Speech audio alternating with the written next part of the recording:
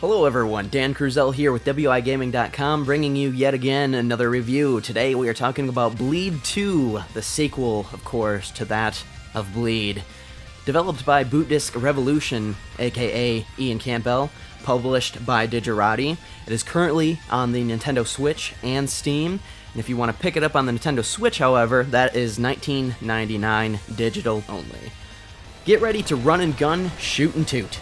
Sorry, there were not actual toots within the game. Bleed 2 is an intense action arcade game with loads of action-packed fun at blistering fast speeds. Play as Rin, that blonde guy, and many other unlockable characters, each with their own unique abilities. Unlock and switch between a handful of weapons and jump abilities. Play in several different modes including a story mode, arcade mode, endless mode, and challenge mode, all of which include the option at a set difficulty level. You can play Bleed 2 as either a single player or in local co-op mode. Also, if you haven't noticed already, this game has a rockin' soundtrack, and I would absolutely pay $5 to $10 for the soundtrack alone.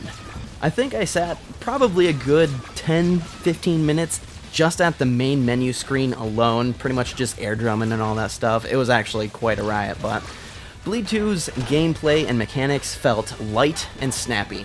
Defy the laws of physics as you air dodge around enemies, ricochet incoming enemy fire, manipulate time to better anticipate enemy movement, also known as slow motion, and endlessly shoot without ever having to reload.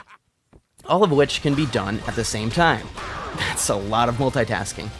Though I had to get used to the adjustment of the jump button from the standard B or A positions on the controller to the right bumper, the ease of gameplay gave me everything I needed in any situation. Story mode is what some might call short and sweet. What I mean by this is simply a playthrough will take an average player no longer than an hour to complete. With that said, however, played again with the other characters as well as a higher difficulty setting, and you have a good chunk of time devoted into the game, not to mention pumping a bit of time into the other modes as well. I liked the story mode but was left wanting more. 7 levels of boss battles was fun and all, I just thought the given levels would have been a slight bit longer.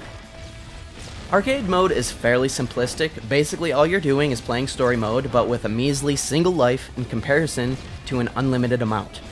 I will say it is a good challenge, but I felt a little underwhelmed by this mode, mostly because it is a rinse and repeat of everything you did in the story mode. One thing you could do with this mode, if you haven't touched the other characters, or playable characters, you can attempt the one life playthrough with any of them if you so choose. Now on to my favorite mode of the 4, Endless Mode. Now Endless Mode is where most of your local co-op playthroughs might come about as you complete procedurally generated levels. Set it on hard and you'll have a riot with any of your friends. As a side note to playing with friends, I figured some of you might ask this, but you can play co-op in any mode, at any time, only up to 2 players. Also be aware that you can't just use the split Joy-Con method to play co-op. You have to have 2 separate controllers. Finally, we have Challenge Mode. In this mode, give it all you've got and test your ability, or rather patience, as you take on up to 3 bosses simultaneously. As they clearly state, this mode is absolutely unbalanced and is really just meant for fun. Trust me in saying it is the most unbalanced thing I have ever seen in a game. Although Destiny is a close second with its weapon balancing and this and that. With each of the modes in mind, we also have a rating system. The rating system consists on the time you completed the level, damage you took during your playthrough, and style points. From what I understand, style points are given to you for dodging a close incoming attack, slowing down time and reflecting bullets, and I mean, you get the picture, I guess. I don't have to give any more examples. The rating system can be a little unforgiving, as you want to try to aim for perfection in each level. Overall, Bleed 2 is downright exhilarating. Whether you play alone or with a friend, the game had me bleeding from the eyes, meaning I couldn't keep my eyes off of it, that is. Bleed 2 was quick and snappy, boss battles were very unique in their own ways, and had additional flair for the increase in difficulty. The control scheme was a bit wonky at first, but after about 10 minutes or so, I was able to adjust quite easily. Unlocking certain characters and items had a nice replay ability factor to it as well, and the game had no real issues. At least so I thought, as I never experienced any frame rate dips or glitchy parts. I don't have much against this game other than the fact that story mode and arcade mode was a bit tantalizing as it left me wanting more. The potential addition of an exploration element could have made it more satisfying. Something as simple as putting a collectible or two in each level could have easily been that cherry on top. I will say that I understand the game was meant as a true run-and-gun, and even has the attention pointed straight at anyone that gets a thrill of speedrunning games.